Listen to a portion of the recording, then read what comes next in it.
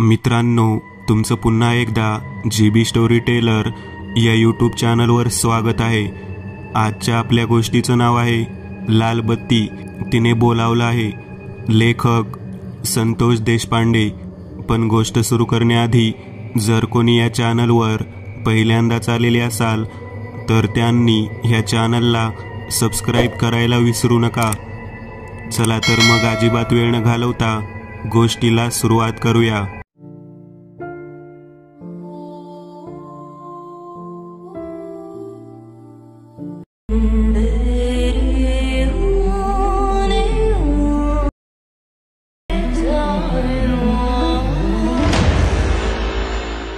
साधारण शेवटच्या वर्षाला आम्ही 17 जण एकत्रितच होतो। प्रत्येक रूममध्ये 5-6 जण असायचो। आमच्या रूममध्ये मात्र जयानंद म्हणायचा एक मुलगा होता जो फारच वेगळ्या पद्धतीचा होता। त्याला वेश्यागमन करण्यामध्ये इंटरेस्ट होता। तो कोणाला न सांगता एकटाच हे सर्व काही करत होता। त्याच्या आजूबाजूला लाल बत्ती एरियामधला मुली आणि बायकांचा कायम गराडा असायचा। तो त्यांना अशा कोणत्या पद्धतीने काय गोष्ट देऊन लालच दाखवत होता ते मात्र कळत नव्हतं। उमेश आणि मी दोघे जण त्याच्यावरती चांगल्या पद्धतीने लक्ष ठेवून होतो। आज काहीही केलं तरी त्यांचा पाठलाग करायचा आणि त्यांच्याकडे असं काय आहे ज्यामुळे त्यांच्याकडे बायका आकर्षित होतात या गोष्टीचा शोध लावायचा होता। उमेश मला म्हणाला, मला तर वाटतं की त्याच्या ओळखीची कोणीतरी मुलगी आहे। जी मुलगी लाल वस्तीमध्ये राहते आणि तिच्या ओळखीने बाकीच्या मुली आणि बायका त्याच्याकडे आकर्षित होतात। कदाचित त्याच्याकडे पैसे भरपूर असावेत। त्याच्या घराकडच्या लोकांच्या बाबतीमध्ये जास्त माहिती नव्हती, परंतु तो बाजूलाच असलेल्या बाबळगावचा होता। तेथील सर्व शेतकरी चांगले धनाढ्य होते आणि सधन कुटुंबातील होते। उमेश जे काही बोलत होता त्यामध्ये तथ्य होतं, परंतु कोणती ना कोणती तरी एक मुलगी होती त्याला त्या ठिकाणी बोलावत होती। दर शनिवार आणि रविवार तो आवर्जून त्या ठिकाणी जात होता। शुक्रवारची रात्र तर त्याच्यासाठी जणू काही जल्लोष करण्याची रात्र होती। मी आणि उमेश दोघेही जण त्याचा शोध घेण्याच्या दृष्टिकोनातून त्याचा पाठलाग करण्याच्या उद्देशाने घरातून बाहेर पडलो होतो। 10:30 वाजता पानटपरीवरती पान वगैरे खाऊन सिगारेट ओढून मी आणि उमेश दोघेही जण जयानंद ज्या दिशेने जातो त्या दिशेने जाण्यासाठी तयार झालो होतो। जवळजवळ 2 ते 3 किलोमीटर अंतरावर तोच लालबत्ती एरिया होता। त्याने सगळ्यांची नजर चुकवत त्या ठिकाणी जाण्यासाठी सुरुवात केली होती। आम्ही दोघेही तोंडावरती माकड टोपी घालून त्याच्या पाठोपाठ जायला निघालेलो होतो। लालबत्तीच्या कोपऱ्यामध्ये असलेल्या एका पडक्या इमारतीच्या बाजूलाच तो त्या ठिकाणी जाऊन थांबला। त्याच्याकडे पाहत उमेश मला म्हणाला, एवढ्या चांगल्या वस्तीमध्ये एक पडकी इमारत आहे आणि त्या ठिकाणी हा काय करतोय? जयानंदने त्याच्या खिशातून काहीतरी बाहेर काढले आणि त्या पडक्या इमारतीच्या वरच्या बाजूने जो जिना होता त्या दिशेने वर जाऊ लागला। तो वरच्या दिशेने गेल्यानंतर आम्ही त्याच्या पाठोपाठ त्या ठिकाणी जाण्यासाठी जिना चढू लागलो। आम्ही आतमध्ये डोकावून पाहणार तेवढ्या समोर एक पद्मासनामध्ये बसलेली मुलगी दिसली। त्या मुलीच्या समोर जयानंद हात जोडून बसलेला होता। तो काहीतरी तिला विनंती करत होता। तिने त्याच्या डोक्यावरती हात ठेवला आणि जयानंद भ्रमित व्यक्तीप्रमाणे जागेवरती उभा राहून स्वतःचे कपडे काढू लागला। काही क्षणात त्याने अंगावरचे सर्व कपडे काढले आणि त्या मुलीसमोर तो नग्न अवस्थेत उभा राहिला। त्या मुलीने त्याला घट्ट मिठी मारली। त्याच्या हातामध्ये असलेली छोटीशी पिशवी तिने बाजूला ठेवलेली होती। उमेश म्हणाला, अरे हे काय आहे? या पडद्यामध्ये हे दोघे जण अशा पद्धतीने का भेटत आहे? मी म्हणालो, जे आपल्याला पाहायला मिळत आहे ते पाहूयात, नेमकं काय घडतं ते पाहणे गरजेचे आहे। उमेश म्हणाला, त्या मुलीला कोणती तरी सिद्धप्राप्ती आहे दिसते। तिने एका क्षणात त्याला आपल्या समोर नागडा केला। हे दोघेही जण शारीरिक चाळे करत त्याच खोलीमध्ये असलेल्या पडक्या बाजेवरती शारीरिक सुखाचा आस्वाद घेऊ लागले। त्या मुलीने तिची इच्छा पूर्ण केल्यानंतर त्याच्या मस्तकावरती परत एकदा हात ठेवला। त्याने स्वतःचे कपडे घातले।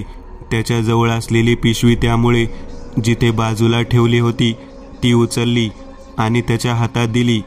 ती पिशवी त्याने उघडली. त्या मुलीने दुसऱ्या खोलीच्या आतमध्ये जाऊन मुठीमध्ये काहीतरी बंदिस्त करून आणले आणि ते त्याच्या पिशवीमध्ये टाकले. त्याला परत एकदा कपाळावरती हात लावून तिने तिथून जायला सांगितले. आम्ही दोघेजण हे पाहून चांगलेच घाबरलो होतो. किती सुंदर दिसणारी तरुणी या पद्धतीने तंत्रविद्या करू शकते याबाबत आम्ही विचार करत होतो. आम्ही लगेचच खालच्या दिशेने जिना उतरून कोपऱ्यावरती लपून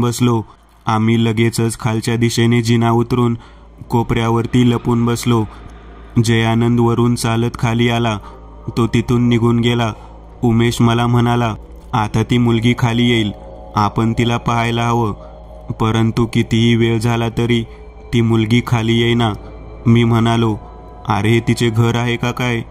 तेव्हा उमेश म्हणाला, कसं काय असू शकतं, ही तर पडीक असलेली इमारत आहे. आम्ही परत एकदा वरती जाऊन पाहायचं म्हणून वर गेलो.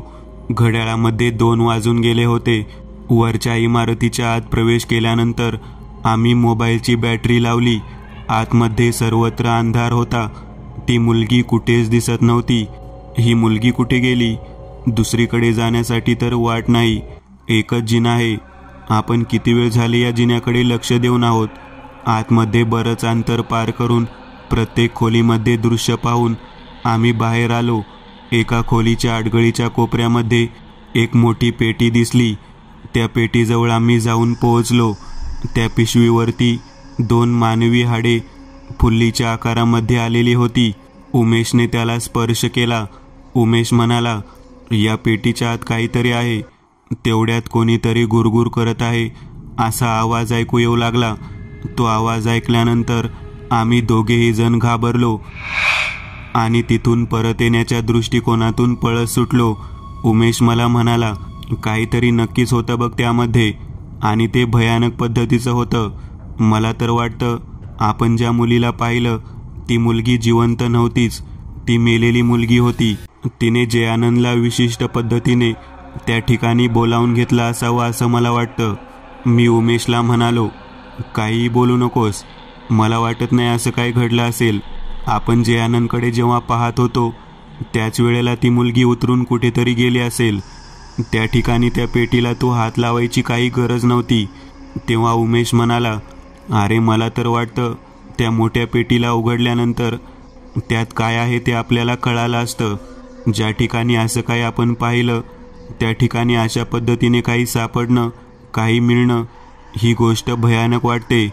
पण एक मात्र गोष्ट आपल्याला समजली की त्या ठिकाणी जयानंदला ती बोलावते, स्वतःच्या वासनेची पूर्ती करून घेते.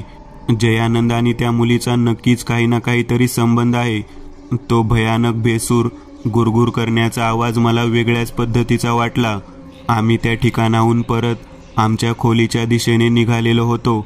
आम्ही जात असताना मागे वळून पाहण्याचे धाडस आमच्यामध्ये नव्हते, परंतु कोणतरी आमचा पाठलाग करत आहे असं मात्र आम्हाला जाणवत होतं. आम्ही आमच्या खोलीवरती जाऊन पोहोचलो. त्या ठिकाणी पोहोचल्यानंतर 1 तास घराच्या अंतरानंतर उमेश मला म्हणाला, जयानंद घरी आला का नाही कळायला मार्ग नाही, परंतु आपल्याला आपल्या मित्राला त्या गोष्टीपासून वाचवायला हवं. उमेशच्या मनामध्ये असलेली ती भावना पाहिल्यानंतर मला खरंच वाटत होतं की आपण त्याला त्यातून बाहेर काढायला हवं, परंतु तो नेमका कशा पद्धतीने त्यात अडकून बसला ते मात्र कळत नव्हतं. अशा कोणत्या गोष्टीमुळे तो त्या ठिकाणापर्यंत जाऊन पोहोचला असेल, त्याला त्या मुलीने त्या ठिकाणी का बोलावलं असेल आणि तिने कशासाठी त्यालाच निवडले असेल, या पद्धतीचे प्रश्न माझ्या मनामध्ये येत होते. ती मुलगी कोण होती, तिने त्याला का बोलावले, हे सगळे प्रश्न मनामध्ये होते. थोड्या वेळानंतर बरोबर 3:30 वाजण्याच्या सुमारास जयानंद रूमवरती आलेला दिसला. उमेश मला म्हणत होता, हा नेमका कुठे गेला होता हे काही कळायला मार्ग नाही. त्या पडक्या इमारतीपासून जो निघाला तो परत रूमवरती आलाच नाही. त्याला विचारायला हवं. मी त्याला म्हणालो, शांत बसण्याशिवाय पर्याय नाही, कारण जे काही घडत आहे ते खूप वेगळ्या पद्धतीचं आहे आणि आपल्याला त्या नियमानुसार त्याला काही विचारता येणार नाही. त्याला बोलावणारी मुलगी कोण आहे हे आपल्याला शोधून काढायचे, परंतु त्याची जाणीव त्याला होऊ द्यायची नाही. उमेश म्हणाला, अरे काय मग ती मुलगी आपल्याला येऊन सांगणार आहे का? तेव्हा मी म्हणालो, तो एवढ्या रात्रीतून काय करून आलाय ते आपल्याला माहीत आहे. आता नको बोलायला, उद्या सकाळी बोलू. आम्ही दोघे जण त्याच्याकडे पाहत तसेच झोपी गेलो. आता हा दुसऱ्या दिवशी म्हणजे रविवारी कुठे जातो या बाबतीत मनामध्ये विचार सुरू होते. संध्याकाळ झालेली होती. मी उमेश सोबतच होतो. उमेश मला सांगत होता की आज रात्री त्याला रंगे हात पकडून त्याला जिन्याच्या खाली आल्यानंतर सगळं काही विचारू. मी तयार झालो होतो. आम्ही जेवण वगैरे केलं. 10:30च्या सुमारास आमचं लक्ष त्याच्यावरतीच होतं. परंतु एक अचानक विचित्र घटना घडली. माझ्यासोबत असलेला उमेश अचानक जयानंदकडे लक्ष न देता तसाच स्वतःहून चालत लालबत्ती एरियाकडे निघाला. मी त्याला थांबवण्याचा प्रयत्न करण्यासाठी पुढे निघालो, परंतु तो थेट लगबगीने चालत निघाला होता. मी त्याच्या पाठीमागे निघालेलो होतो. जयानंद मात्र खोलीवरती तसाच झोपलेला होता. अरे बापरे, हा काय प्रकार आहे? जयानंद हा रविवारी त्या ठिकाणी जाणार हा आमचा कयास होता, परंतु हा उमेश कसा काय तिकडे निघाला याचा मी विचार करत होतो. मी त्याला थांबवण्याचा प्रयत्न करत होतो, परंतु तो थांबत नव्हता. एखाद्या भ्रमित व्यक्तीप्रमाणे तो थेट निघालेला होता. काही क्षणात तो त्या ठिकाणापर्यंत जाऊन पोहोचला. मी जिन्याच्या खालीच थांबलो. आता मी एकटा होतो. त्याच वेळेला कोणीतरी माझ्या खांद्यावरती हात ठेवला. मी घाबरलो. मागे वळून पाहणार तेवढ्यात वरच्या दिशेने उमेश त्याच ठिकाणी आतमध्ये गेलेला दिसला. मला मागे वळून पाहण्याचा वेळच मिळाला नाही. मी थेट त्याच्या पाठोपाठ वरती गेलो. मी वरती पोहोचलो. आतमध्ये पाहणार तेवढ्यात माझ्या पाठीमागे कोणीतरी उभा आहे असं मला जाणवू लागलं. माझ्या खांद्यावरती हात ठेवलेला मला जाणवला. मी भयंकर घाबरलो होतो. माझ्या शरीरातून कापरे भरलेले होते. माझी अशी परिस्थिती झाल्यानंतर मला आधार देत पाठीवरून हात फिरवत जयानंद माझ्या बाजूला उभारलेला होता. मी अचानक घाबरलो. मी त्याला काही बोलणार तेवढ्यात तो माझ्याकडे बोटाने इशारा करत शांत राहायला सांगत होता. मी त्याला इशारा करत म्हणालो, तू इथे कसं काय आला? तेव्हा त्याने सांगितलं, समोर लक्ष दे. मी समोर पाहू लागलो तेव्हा अगदी जयानंद सोबत जशी घटना घडली होती तशीच घटना त्या मुलीने उमेश सोबत करायला सुरुवात केली. मी चांगलाच घाबरलो. उमेश सोबत स्वतः सर्व वासनेचा खेळ पूर्ण केल्यानंतर तिने त्याच्या मस्तकावरती जसा हात ठेवला होता त्या पद्धतीने हात ठेवला. उमेश पुन्हा कपडे घालून जयानंद प्रमाणे बाहेर निघून गेला. आम्ही दोघेही जण त्याच्या पाठोपाठ निघालेलो होतो. तेव्हा मी जयानंदला विचारले, जयानंद, हा काय प्रकार आहे? तू या ठिकाणी काल आलेला होता हे मी पाहिलं होतं. तेव्हा जयानंद म्हणाला, त्या पेटीला हात लावणारा व्यक्ती कोण होता हे मला कळालेले आहे. उमेशने त्या पेटीला हात लावला ना? त्या हाडांना स्पर्श केला ना? मी म्हणालो, होय, त्यानेच त्या हाडांना स्पर्श केला, त्या पेटीला हात लावला. तेव्हा जयानंद मला म्हणाला, मी सुटलो बाबा या फेऱ्यातून. मी त्याला म्हणालो, कसला फेरा? कोणती गोष्ट सांगत आहेस तू? तेव्हा तो म्हणाला, घरी गेल्यावर सांगतो. मी त्याला म्हणालो, अरे उमेश कुठे गेला आहे? तेव्हा तो म्हणाला, उमेश कुठे जाणार? तिनेच त्याला बोलावलेलं आहे. मी त्याला म्हणालो, ती कोण आहे आणि तिने त्याला का बोलावलं आहे आणि तुला सुद्धा तिने का बोलावलं होतं? तेव्हा तो मला म्हणाला, काही वेळा करता का होईना तू शांत बस. आपल्याला घरी जायला हवं. त्याने घरापर्यंत पोहोचण्याच्या आत आपल्याला त्या ठिकाणी पोहोचायला हवं. आम्ही दोघेही जण रूमवरती जाण्यासाठी निघालो. मी जयानंदला वारंवार खोदून खोदून विचारत होतो की नेमकं काय घडलं. तेव्हा जयानंद मला म्हणाला, सगळं काही सांगतो, अगोदर उमेशला घरी येऊ देत. मी आणि जयानंद उमेशची वाट पाहत बसलो होतो. उमेश बरोबर 3:30 वाजण्याच्या सुमारास घरी आला. तो आतमध्ये आल्यानंतर आमच्याशी काही न बोलता त्याच्या जागेवरती जाऊन झोपला. जयानंद मला म्हणाला, सकाळी दिवस उजाडल्यानंतर मी सगळं काही सांगतो, नेमकं काय घडलं होतं आणि मी या फेऱ्यामध्ये कशामुळे अडकलो आणि माझ्यानंतर उमेश कशामुळे अडकला. मी त्याला होकार दर्शवत त्याच्या बाजूला झोपलो. दिवस उजाडला होता. मी त्याच्या समोर बसून त्याला प्रश्न विचारू लागलो. माझ्या पाठोपाठ उमेशसुद्धा त्या ठिकाणी त्याच्या समोर बसून सगळं काही ऐकण्याच्या मनस्थितीत होता. जयानंद म्हणाला, मित्रा, भूगोल विषयाचा प्रॅक्टिकलचा पिरियड होता. वेगवेगळ्या भागामध्ये जाऊन चेन टेप सर्व करून मी वेगवेगळ्या इमारतींची माहिती घेत होतो. काही जागा विशिष्ट पद्धतीने बांधलेल्या होत्या, म्हणून मी त्या ठिकाणी प्रिझमॅटिक कंपास घेऊन पोहोचलो. मी प्रिझमॅटिक कंपासमधून ते सर्व पाहत होतो. याच वेळेला एक लालबत्ती एरियामधली पडकी इमारत मला दिसली. ज्या इमारतीमध्ये तुम्ही दोघेजण आला होता ती मी त्या इमारतीचे स्ट्रक्चर पाहत होतो. ज्या इमारतीमध्ये तुम्ही दोघेजण आला होता ती मी त्या इमारतीचे स्ट्रक्चर पाहत होतो. ते पाहत असताना मी वर निघालो. वरच्या खोल्या ज्या पद्धतीने बांधलेल्या होत्या, त्याची गॅलरी ज्या पद्धतीने बांधण्यात आली होती ती पाहण्यासाठी मी तिथे पोहोचलो.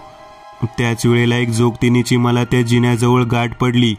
जिना चढणार होतो त्याच वेळेला ती मला म्हणाली, लेकरा, या इमारतीत जाऊ नकोस, इमारत बाधित आहे.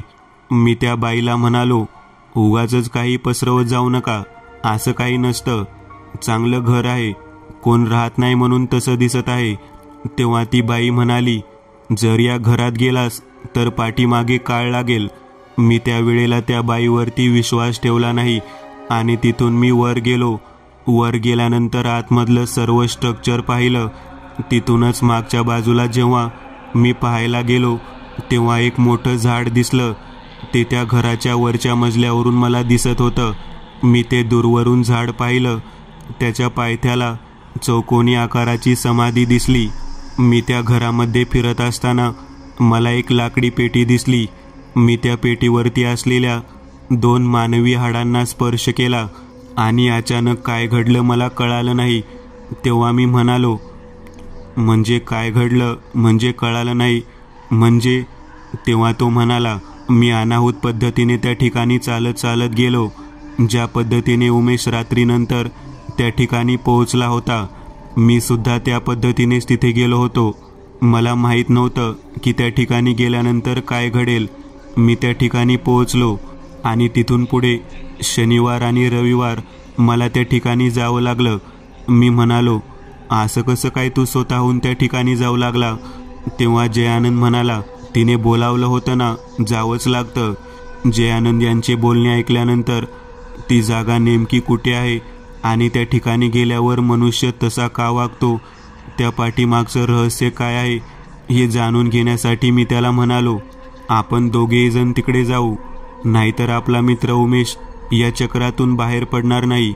जयानंद म्हणाला, त्या ठिकाणी गेल्यानंतरच आपल्याला कळेल की नेमकं काय आहे, कारण मी त्या ठिकाणी गेल्यामुळेच त्या ठिकाणी अडकलो. आता मला वाटते की उमेशला बाहेर पडण्यासाठी, त्यातून बाहेर काढण्यासाठी आपल्या दोघांनाच काहीतरी करायला हवं. परंतु एक गोष्ट लक्षात घे, तिथे गेल्यावर कोणत्याही गोष्टीला स्पर्श करायचा नाही, नाहीतर उमेशच्या जागी तू स्वतः अडकून बसशील. त्याचं बोलणं ऐकल्यानंतर मी स्वतः घाबरून गेलो. अरे, तू म्हणतोस ते सगळं खरं. आपण त्या वरच्या घरामध्ये गेल्यानंतर त्या ठिकाणी पेटीला हात लावल्यावरतीच त्या हाडांना स्पर्श केल्यानंतरच आपण अडकून बसतो, असं तू सांगितलंस. मग त्या समाधीच्या ठिकाणी गेल्यानंतर पण आपण अडकून बसू शकतो. तेव्हा तो म्हणाला, ती पाठलाग करते एवढं मला माहीत आहे. तुम्ही जेव्हा मला त्या ठिकाणी पाहायला आला होता त्यानंतर तिने तुमचा सुद्धा पाठलाग केला असेल. मी तेव्हा म्हणालो, होय, कोणीतरी मागे येत आहे असं आम्हाला जाणवत होतं. तेव्हा जयानंद मला म्हणाला, याचा अर्थ उमेशचा त्या हाडांना स्पर्श झाला म्हणूनच तिने पाठलाग केला. आता कोणत्याही पद्धतीने स्पर्श झाला नाही म्हणून ती मागे येणे शक्यच नाही. तरी सुद्धा आम्ही दोघेही जण त्या ठिकाणी जायचं म्हणून ठरवलं होतं. आम्ही त्या ठिकाणी जाण्यासाठी संध्याकाळची वेळ निवडली. संध्याकाळी पोहोचल्यावरती उमेश हा त्या ठिकाणी जाण्याच्या अगोदरच ते ठिकाण हेरलं. जी समाधीची जागा होती त्या ठिकाणी पोहोचलो. संध्याकाळच्या वेळेला दूरवरून ती चौकोनी जागा मी पाहत होतो. त्या जागी एक वृद्ध व्यक्ती दिवा लावण्यासाठी आलेला दिसला. त्याला पाहिल्यानंतर आम्ही त्याच्या जवळ गेलो. तो रडत होता. त्याला म्हणालो, आजोबा, का रडत आहात? तेव्हा तो म्हणाला, माझ्या मुलीची समाधी आहे. तेव्हा त्याला विचारलं, या ठिकाणी तिची समाधी कशी काय? तेव्हा त्या व्यक्तीने सांगितलं, माझी मुलगी मी तुरुंगामध्ये असताना स्वतःचे शरीर विकून वेश्या व्यवसाय करून जीवन जगत होती. आपल्या आईला, लहान बहिणीला सांभाळत होती, परंतु नियतीला ते मान्य नव्हतं. माझ्या मुलीला एका गावगुंडाने जबरदस्ती उपभोगलं, वेश्या व्यवसायाला लावलं आणि त्यानंतर तो दुसऱ्या कोणत्याही व्यक्तीबरोबर तिला वेश्या व्यवसाय करू देईना. तिला त्याने त्या खोलीमध्ये बंदिस्त करून ठेवलं. जेव्हा आमच्याच भागातील एका मुलावरती तिचं प्रेम जडलं, तेव्हा तिने त्याच्यासोबत लग्न करायचं ठरवलं. हा गावगुंड जेलमध्ये गेल्यानंतर तिने त्याच्यासोबत लग्न केलं. लग्नानंतरच्या रात्री हा माझ्या मुलीला शोधत त्या ठिकाणी आला. त्या दुसऱ्या मजल्यावरच्या कोपऱ्यातल्या रूममध्ये राहणारी माझी मुलगी आणि तिचा प्रियकर, तिचा नवरा, या दोघांनाही त्याने त्या ठिकाणी शरीर उपभोग घेत असतानाच मारलं. माझ्या मुलीची आपल्या प्रियकरासोबतची इच्छा अपूर्ण राहिली. माझ्या मुलीच्या मृत्यूनंतर तिच्या प्रियकराची आणि तिची जी जागा होती ती भेटण्याची जागा हा कट्टा होती. याच कट्ट्याच्या बाजूला मी तिच्यावरती अंत्यसंस्कार केले. त्यामुळे तिचा प्रेतात्मा या ठिकाणी भटकत असतो. त्या व्यक्तीचं बोलणं ऐकल्यानंतर आमच्या लक्षात आलं की त्या खोलीमध्ये गेलेला व्यक्ती त्या पेटीला, त्या हाडांना स्पर्श केल्यानंतर ती मुलगी त्या व्यक्तीला स्वतःचा प्रियकर समजते आणि तिथून पुढे स्वतःची इच्छा उपभोगून घेतल्यानंतर परत त्याला त्या कठड्याजवळ, स्वतःच्या समाधीजवळ बोलावते. हे सगळं ऐकल्यानंतर तिच्या वडिलांना आम्ही म्हणालो, तुमच्या मुलीमुळे 2 व्यक्तींचे जीवन नरकपणे झालं होतं. त्यातला एक व्यक्ती सुटला आणि माझा दुसरा मित्र त्या ठिकाणी अडकला आहे. त्याच्यासोबत तुमची मुलगी शारीरिक सुख उपभोगते. तुम्ही म्हणता त्या पद्धतीने तिच्या प्रियकराचा प्रेतात्मा त्याच्या शरीरामध्ये प्रवेश करतो आणि त्या दोघांचा शारीरिक वासनेचा खेळ सुरू होतो. काय करावे लागेल सांगा त्यातून बाहेर काढण्यासाठी? त्या मुलीचा बाप आमच्याकडे पाहत म्हणाला, ज्या ठिकाणी पेटी आणि हाडं आहेत त्या पेटीमध्ये तिच्या प्रियकराचा अस्थिपंजर आहे. जर त्याला 10 संस्कार करून विसर्जित केलं तर मला वाटतं की माझी मुलगी मुक्तीच्या दिशेने जाईल. तिचा जीव अडकला आहे तो त्याच्यामध्ये. तुम्ही ते कार्य करत असाल तर खूप बरं होईल. आम्ही म्हणालो, तुम्ही काही कार्य करू शकत नाही. तेव्हा त्या मुलीचा बाप म्हणाला, तो गावगुंडा मला ओळखतो. मी तिथून एवढी मोठी पेटी बाहेर आणायची कशी? माणूस जाऊन येऊ शकतो, परंतु तेवढी मोठी पेटी तो हाडाचा सापळा बाहेर कसा आणणार? माझ्या मुलीचा जीव तिच्या प्रियकरामध्ये अडकला आहे. काही करून जर त्याचे अंत्यसंस्कार झाले तर या लालबत्तीमध्ये जे तिचे भूत फिरते ते कायमस्वरूपी मुक्ती पावेल. त्या पोरीच्या बापाची व्यथा ऐकल्यानंतर आम्ही दोघेजण मनापासून विचार करू लागलो की पेटी बाहेर आणायची कशी.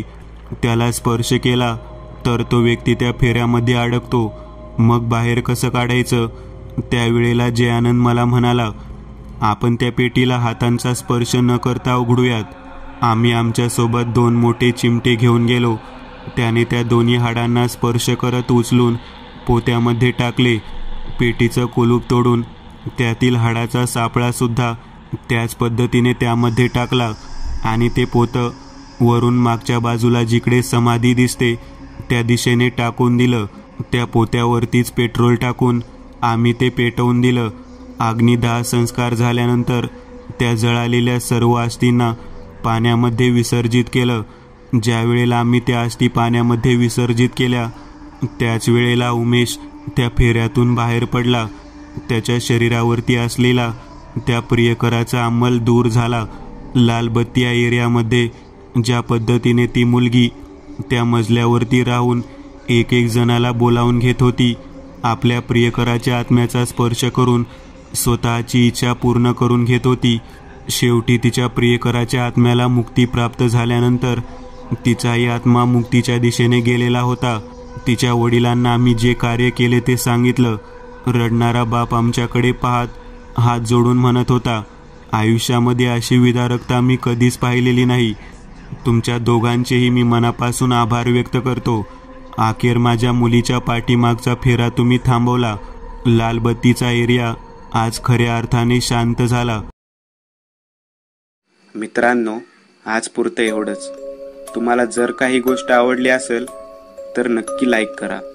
तुमच्यापैकी बरेचसे जण व्हिडिओ लाईक न करताच पळून जातात, पण हा जर व्हिडिओ तुम्ही लाईक केला तर मला जरा बरं वाटेल आणि असेच भारी भारी व्हिडिओ बनवायची माझ्यात एनर्जी येईल. त्यामुळे नक्की लाईक करा. आणि अजूनही कोणी या चॅनलला सबस्क्राईब केलेलं नसाल तर लगेच सबस्क्राईब करून टाका. आणि बाजूची घंटी ती मात्र दाबायला विसरू नका. देवाची घंटी आहे ती. चला तर मग पुन्हा भेटूया अशीच एक आगळी वेगळी गोष्ट घेऊन पुढच्या